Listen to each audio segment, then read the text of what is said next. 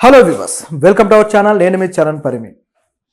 విశాఖలో దొరికిన 25,000 కిలోల డ్రగ్స్ పరిస్థితి ఏమైంది? దాదాపు 25,000 కిలోల డ్రగ్స్ గతంలో విశాఖలో దొరికింది. అయితే ఈ డ్రగ్స్కి సంబంధించి సిబిఐ దీన్ని దర్యాప్తు చేస్తూ ఉంది. అయితే ఈ దర్యాప్తులు ఎక్కడ దాకా వచ్చాయనేది ఇప్పుడు పెద్ద ప్రశ్నగా మారింది. ఆంధ్రప్రదేశ్లో టీడీపీ ప్రభుత్వం ఉండగా 25,000 కిలోల డ్రగ్స్ గురించి ఇప్పటిదాకా ఒక విషయం కూడా బయటికి రాకపోవడం అందరికీ ఆశ్చర్యం కలిగించింది. నిజానికి అసలు ఈ డ్రగ్స్ ఏంటి, దీని కథ ఏంటని చూస్తే, గతంలో విశాఖ పోర్టుకి సముద్ర మార్గం ద్వారా ఒక కార్గో షిప్లో దాదాపు 25,000 కిలోల డ్రగ్స్ తోటి ఒక షిప్ వచ్చింది. సో ఆ కంటైనర్లో పోలీసులకి ఎలాగో ఇన్ఫర్మేషన్ వెళ్ళింది. ఇంటర్పోల్ డిపార్ట్మెంట్ ఇటువంటి గ్రహించింది, ఫారిన్ నుంచి డ్రగ్స్ ఎక్స్పోర్ట్ అవుతున్నాయి, మన దేశానికి ఇంపోర్ట్ అవుతున్నాయి అని చెప్పేసి. సో దాంతో ఇమీడియట్గా మన పోలీసులను అలర్ట్ చేస్తే చివరికి సిబిఐకి ఇన్ఫర్మేషన్ ఇవ్వడము, సిబిఐ పోర్టుకు వెళ్ళడము, వెళ్ళిన తర్వాత ఆ కంటైనర్లో మొత్తాన్ని ఆపేసి మొత్తం తనిఖీ చేయడం జరిగింది. సో ఈ తనిఖీ చేసిన దాంట్లో కంటైనర్స్ టెర్మినల్ ఏదైతే ఉందో ఆ టెర్మినల్లో ఉన్న ఈ కంటైనర్ దొరికింది. సో వీటిని అన్నింటినీ కూడా మొత్తం సీజ్ చేసేసి టెస్ట్ చేస్తే అందులో దాదాపు 25,000 కిలోలు ఉందన్నమాట డ్రగ్స్. అయితే ఇందులో ఏమేమి ఉన్నాయి అని చూస్తే కూడా కొకైన్, హెరాయిన్, అలాగే కొనైన్ అని చెప్పేసి మరొకటి ఉంది. సో ఇటువంటి డ్రగ్స్ అన్నీ కూడా ఉన్నాయి.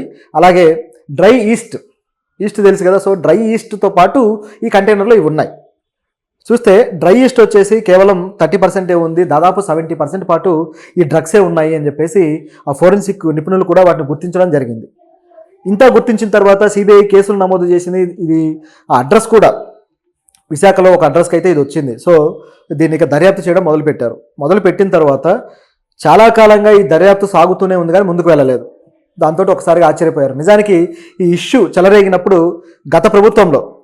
గత వైఎస్ఆర్సీపీ ప్రభుత్వంలో ఈ ఇష్యూ చెలరేగింది. ఇది వచ్చినప్పుడు వైఎస్ఆర్సీపీ పార్టీ వచ్చేసి టీడీపీ మీద, అలాగే టీడీపీ వచ్చేసి వైఎస్ఆర్ ప్రభుత్వంలోనే ఇలాంటి డ్రగ్స్ దందా జరుగుతుందని చెప్పేసి ఒకరినొకరు దుమ్మెత్తుకొని పోసుకున్నారు.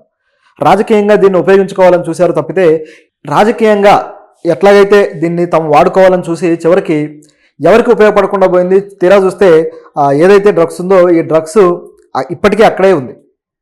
ఏమాత్రం దానికి సంబంధించి దాన్ని కొలాప్స్ చేయడమా లేకపోతే మరోటా చేయకుండా ఇప్పటికీ ఆ టర్మినల్లోనే ఆ డ్రగ్స్ అలా పెట్టేసి ఉంచారు. దీంతోపాటు దీనికి సంబంధించిన ఏ వ్యక్తుల్ని కూడా అరెస్ట్ చేయలేదు. ఇది ఇక్కడ షాకింగ్ విషయం. ఎందుకు చేయలేదు, అసలు గతంలోనే ఇంత వైరల్ అయిపోయింది, ఇంత వివాదాస్పదమైన దీన్ని ఎందుకు చేయలేదంటే, గత ప్రభుత్వం దానికి సంబంధించిన బాధ్యులని కాపాడుతూ వస్తుంది అనేది ఇప్పుడున్న సమాచారం. అయితే టీడీపీ ప్రభుత్వం వచ్చినా ఇప్పటికీ కూడా అరెస్టులు కాకపోయేసరికి దీని వెనకాల ఎవరెవరు ఉన్నారనేది పెద్ద క్వశ్చన్గా మారిపోయింది. నిజానికి గత ప్రభుత్వానికి సంబంధించిన ప్రతి వ్యక్తిని ఏదో ఒక కేసులో పెట్టి అరెస్ట్ చేస్తూ వస్తున్నారు ప్రస్తుతం ఉన్న టీడీపీ గవర్నమెంట్. ఇలా ఉంటే ఇప్పుడు వైసీపీకి సంబంధించిన నాయకులు దీంట్లో ఉన్నారా? వైసీపీ వాళ్ళు కావాలనే ఈ సిబిఐ ఈ కేసు దర్యాప్తు ముందుకు వెళ్లకుండా సెంట్రల్ గవర్నమెంట్కి చెప్పి, అంటే బీజేపీ ప్రభుత్వానికి చెప్పి దీన్ని ఆపుతున్నారా అనే సందేహాలు అయితే ఇప్పుడు మొదలయ్యాయి. ఇదొక యాంగిల్ అయితే, టీడీపీ వచ్చిన తర్వాత టీడీపీ కూడా దీనికి సంబంధించిన వ్యక్తుల హ్యాండ్ ఏమైనా ఉందా, టీడీపీ కూడా దీన్ని ముందుకు తీసుకువెళ్లకుండా ఆపడానికి ప్రయారిటీ ఇస్తుందా అన్న సందేహాలు పెరుగుతూ ఉన్నాయి.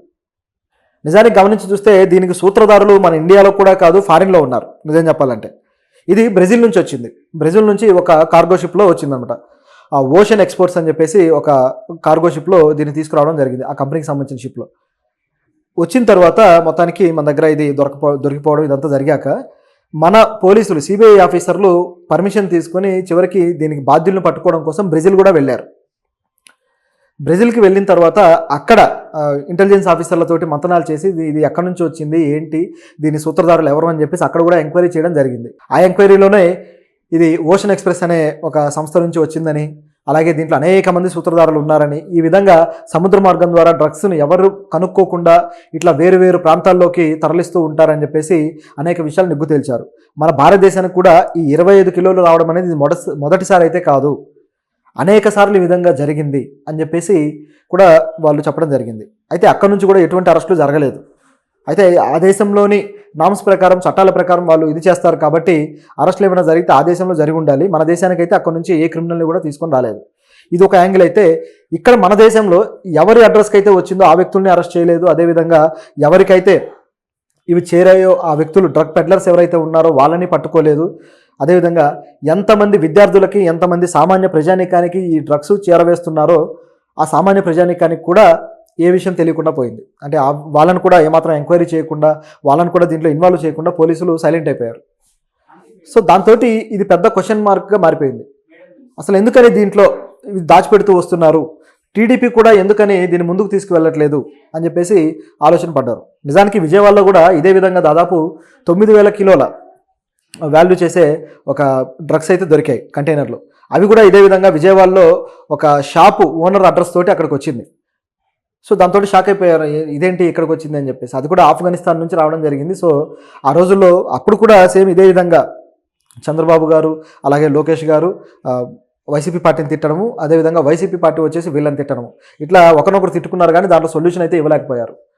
ఇంకా చూసుకుంటే మన ఏపీలో గత ప్రభుత్వ హయాంలో ఇప్పుడు నిజానికి ఈ నింద అయితే ఆ ప్రభుత్వం మోస్తూ వస్తుంది. ఆ నింద ఏంటంటే గంజాయికి ఒక విధమైన క్యాపిటల్ అయిపోయింది ఏపీ అని చెప్పేసి ఒక పెద్ద అపవాదు, ఒక పెద్ద నింద, ఏపీ పరువు తీసే నింద ఇప్పుడు ఏపీ మోస్తూ వస్తుంది.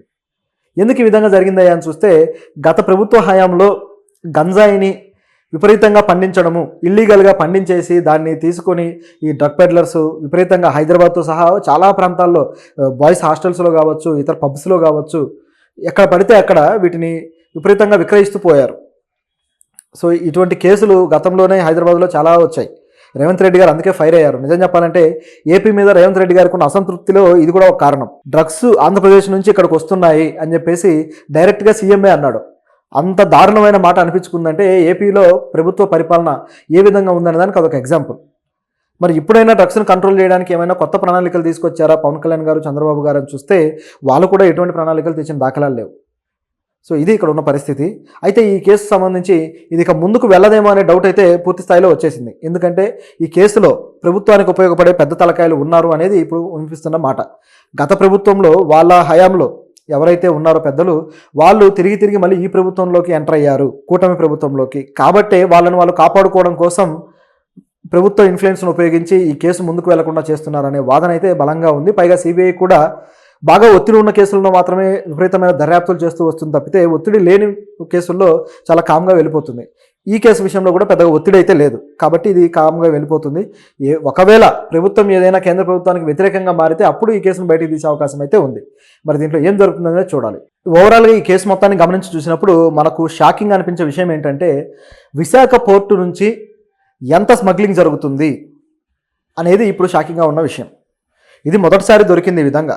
మనం గతంలో కాకినాడ పోర్టు నుంచి కూడా చూసాం. మన దేశం నుంచి అనేక నిత్యావసర సరుకులు అలాగే రైస్ ఇవన్నీ కూడా ఆఫ్రికా కంట్రీస్కి ఎగుమతి అవుతూ ఉన్నాయి. దీని వెనకాల కాకినాడ నాయకులే ఉన్నారని.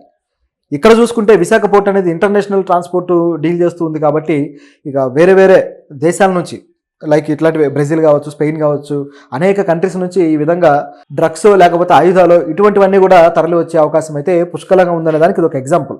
చాలా వరకు సముద్ర మార్గంలోనే దాదాపు 70% స్మగ్లింగ్ అనేది జరుగుతుంది.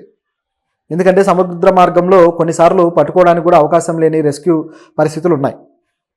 దాంతోపాటు ఈజీగా రావడానికి పోవడానికి అనేకమైన అనుకూల పరిస్థితులు దీంట్లో ఉన్నాయి. కాబట్టే దీన్ని ఉపయోగిస్తున్నారనేది ఇప్పుడున్న వాదన. సో ఈ క్రిమినల్స్ను అడ్డుకట్ట వేయాలంటే భారతదేశ ప్రభుత్వం అలాగే ఆంధ్రప్రదేశ్ ప్రభుత్వం ఈ రెండు కలిసికట్టుగా పనిచేయాలి. ఎందుకంటే ఇది రెండు ప్రభుత్వాల బాధ్యత. ఆ పోర్ట్ అనేది కేంద్ర ప్రభుత్వం ఆధీనంలో నడుస్తూ ఉంది. అదేవిధంగా ఆంధ్రప్రదేశ్ అనేది మొత్తం ఓవరాల్గా చూసుకుంటే ఇక్కడ నిర్వహణ జరిగిస్తుంది. కాబట్టి ఈ రెండు ప్రభుత్వాలు బాధ్యత తీసుకొని ఈ డ్రగ్స్ ఏదైతే విస్తృతంగా వస్తుందో దాన్ని ఆపడానికైతే చర్యలు తీసుకోవాలి. మరి చూద్దాం.